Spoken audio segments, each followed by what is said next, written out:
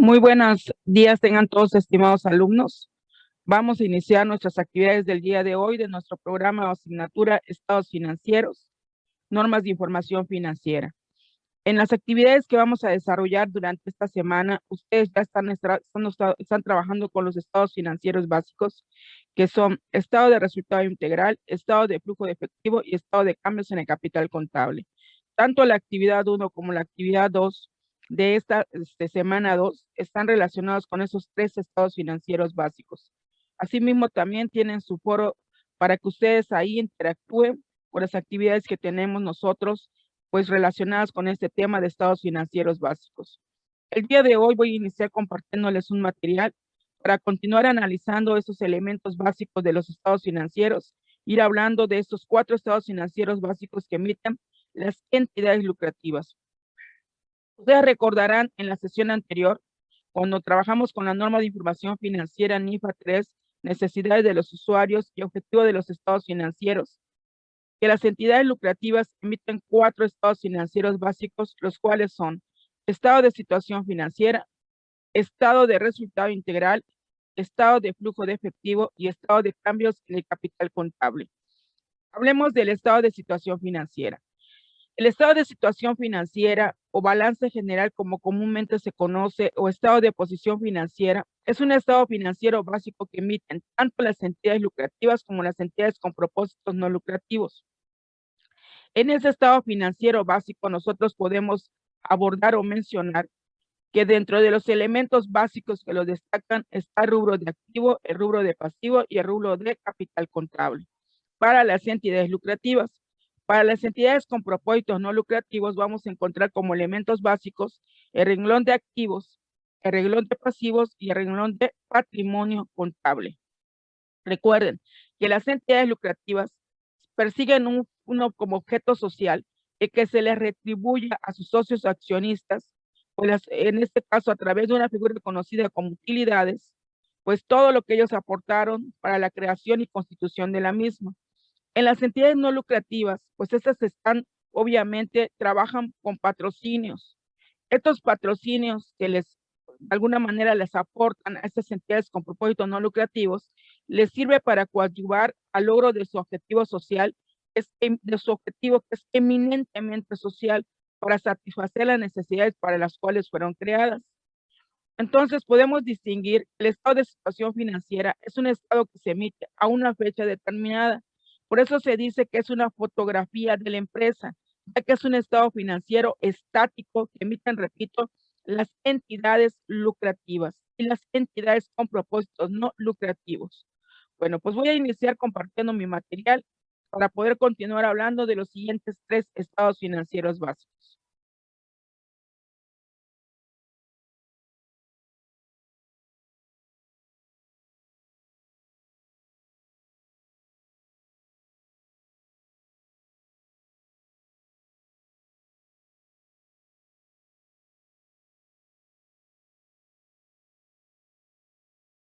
Muy bien. Bueno, continuamos hablando de los estados financieros básicos. Vamos a trabajar con este material, donde vamos a abordar, si ustedes recuerdan, los elementos básicos que vimos en la sesión anterior. Bueno, si ustedes, como pueden ver, se encuentran los elementos básicos de los estados financieros. Ya había yo mencionado que para el renglón, en este caso en particular, del balance general o estado de situación financiera, encontramos como elementos básicos los activos, el pasivo y el capital contable. Ahora hablemos del estado de resultado integral. El estado de resultado integral, el estado de flujo de efectivo y el estado de cambios en el capital contable son 3 estados financieros básicos que se caracterizan porque se emiten a un periodo determinado. Por lo tanto, se dice que el estado de resultados es la película de la vida de la empresa a un periodo determinado, porque está en constante movimiento. A diferencia, ya dije, del estado de situación financiera, que este se elabora a una fecha determinada. Por lo tanto, estamos hablando de estados financieros dinámicos, porque corresponden a un periodo de tiempo. Los principales elementos básicos que caracterizan al estado de resultado integral son efectivamente sus ingresos, su costo de ventas, su utilidad o pérdida neta, así como los resultados integrales. El siguiente estado financiero básico es el estado de cambios en el capital contable. Ese se caracteriza, como lo acabo de mencionar, por algunos conceptos que están directamente relacionados con lo que es la generación de utilidades dentro de las entidades lucrativas. Entonces, vayamos nosotros analizando. El estado de resultado integral únicamente lo emiten las entidades lucrativas. Las entidades con propósitos no lucrativos emiten el estado de actividades. El estado de cambios en el capital contable únicamente lo emiten las entidades lucrativas, porque ya dije que son las que tienen como objetivo social el retribuir a sus socios accionistas a través de los rendimientos que nosotros conocemos como dividendos de su participación de las utilidades de las mismas. Dentro de sus principales elementos se encuentran los movimientos de propietarios, la creación de reservas y la utilidad o pérdida integral. El cuarto estado financiero básico es el estado de flujo de efectivo. Este lo emiten tanto las entidades lucrativas como las entidades con propósitos no lucrativos. Aquí sus principales elementos básicos son los orígenes y aplicaciones de recursos. El estado de flujo de efectivo entró en vigor de manera obligatoria a partir del 1 de enero del 2008, en tanto que el estado de cambios en el capital contable entra, repito, ya su última reforma en vigor a partir del 1 de enero del 2013. El estado de flujo de efectivo se clasifica, se distingue por tres tipos de actividades: las actividades de operación, las actividades de inversión y las actividades de financiamiento, que es la estructura que sigue el estado de flujo de efectivo. Repito, el estado de flujo de efectivo lo emiten tanto las entidades lucrativas como las entidades con propósitos no lucrativos. Posteriormente, en la norma de información financiera NIFA 6, nos habla de reconocimiento y evaluación de los elementos básicos de los estados financieros. Dice, consiste en un proceso que evalúa, presenta y revela los efectos de las transacciones y cambios de una entidad que la afectan de manera económica. Implica la inclusión de la partida respectiva en la información financiera. Vamos a hablar de dos tipos de reconocimiento: el reconocimiento inicial y el reconocimiento posterior. ¿Cuándo se va a dar el reconocimiento inicial? Cuando se presenta una partida por primera vez en el estado de situación financiera, en un estado financiero, y consiste en evaluar, presentar y revelar una partida por primera vez al ser devengada. En tanto que el reconocimiento posterior es la modificación de una partida que ya fue reconocida inicialmente, originada por eventos posteriores que buscan preservar en todo caso su objetividad. Hablemos de la evaluación. La evaluación finalmente es una cuantificación monetaria de los efectos de las operaciones del sistema contable de una entidad, es decir, de manera cuantitativa. Eso es lo que caracteriza las normas de evaluación. Hablemos ahora de la presentación y revelación en los estados financieros. En cuanto a la presentación, pues aquí nos dice que busca en todo momento mostrar adecuadamente los estados financieros y sus notas. Eso lo vamos a encontrar en la norma de información financiera NIFA 7. Y la revelación consiste en divulgar en estados financieros toda la información que amplía el origen y significado de los elementos de dichos estados.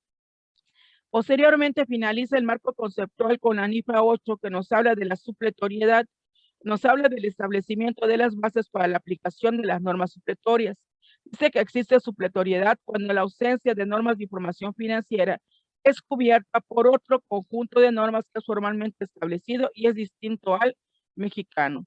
Después nos habla de las normas particulares. Se clasifican en normas aplicables a los estados financieros en su conjunto, a los conceptos específicos de los estados financieros, a problemas de determinación de resultados y a las actividades especializadas de distintos sectores.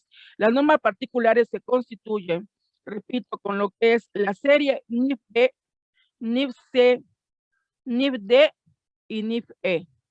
El enfoque para desarrollar las normas particulares, esos deben sustentarse en el marco conceptual. Las normas de información financiera particulares deben de evitar el uso de excepciones o alternativas y establecer procedimientos específicos. El uso de excepciones debe evitarse pues se incrementa el nivel de detalle y la complejidad de las normas. Después viene lo que es el juicio profesional en la aplicación de las normas de información financiera. Se refiere al empleo de los conocimientos técnicos y experiencia necesarios para seleccionar posibles cursos de acción en la aplicación de las normas de información financiera. dentro del contexto de la sustancia económica de la operación que va a ser reconocida. Debe ejercerse con un criterio o enfoque prudencial, procurando en todo momento que la decisión se tome sobre bases equitativas. En el juicio profesional se requiere aquí la experiencia de un experto, quien tendrá en este caso a su cargo la valoración del juicio profesional. Para el uso del juicio profesional en la aplicación de las normas de información financiera, se debe tomar en cuenta la elaboración de estimaciones y provisiones contables que sean confiables, la determinación de grados de incertidumbre respecto a la eventual ocurrencia de sucesos futuros, la selección de tratamientos contables, la elección de normas contables supletorias a las NIF cuando sea procedente, el establecimiento de tratamientos contables particulares y finalmente lograr un equilibrio entre las características cualitativas de la información financiera. Para la elaboración de las estimaciones y provisiones contables que sean confiables, se debe tener en cuenta el uso de estimaciones y provisiones contables es una parte esencial en el proceso de elaboración de la información financiera. Su determinación requiere del empleo de juicio profesional, el cual busca preservar y estimar hechos probables a la luz de las circunstancias actuales. Debe basarse en información disponible que tenga en este caso de la entidad. Se dice que esa posibilidad de que ocurra este hecho circunstancia es probable cuando existe la alta certeza de que el suceso futuro va a ocurrir. Eso nos va a determinar el grado de certidumbre respecto a la eventual ocurrencia de sucesos futuros. Se dice que es posible cuando el suceso futuro puede ocurrir y finalmente se dice que es remota cuando no existen indicios o evidencias suficientes que permitan afirmar que va a ocurrir en un suceso futuro. Ahora, finalmente igual es precisamente bajo lo que es la experiencia y siempre tomando el criterio prudencial. ¿Qué es el criterio prudencial? Ante diferentes tipos de escenarios, en este caso, el contador debe tomar el menos óptimo para evitar correr riesgos innecesarios. Dice, cuando alguna norma de información financiera particular establezca métodos alternativos de evaluación, presentación o revelación, el juicio profesional debe emplearse para elegir la alternativa más apropiada para elaborar la información contenida en los estados financieros. Entonces, estamos ante la presencia de la selección de tratamientos contables. Posteriormente viene lo que es la elección de las normas contables supletorias a las NIF cuando sea procedente. La norma de información financiera, ya dije, NIFA 8, establece las bases de supletoriedad y establece las bases y condiciones para aplicar otro conjunto de manera formal y reconocido de normas contables distinto al mexicano. En México, de manera obligatoria, aplicamos las normas internacionales de información financiera de manera supletoria, en tanto no hay una norma mexicana que la sustituya. Dado que las normas de información financiera no pretenden establecer criterios contables específicos para cada escenario o situación que surge en la práctica, el juicio profesional debe utilizarse para inferir un tratamiento contable a seguir, utilizando los conceptos generales contenidos en el marco conceptual. Para ello se tiene que lograr un equilibrio entre las características cualitativas de la información financiera a fin de proporcionar información financiera que sea útil para la toma de decisiones. Esto es para lograr una presentación razonable. En cuanto al material que tenemos nosotros el día de hoy, no sé si aquí tengan alguna pregunta, alguna duda con el material. Y ya nada más para recordarles lo que habíamos analizado, pues aquí tenemos el estado de situación financiera y los elementos básicos que lo conforman. Bueno, para empezar, un estado de situación financiera está conformado por tres grandes partes, que son el encabezado, el cuerpo, ¿sí? Y el pie.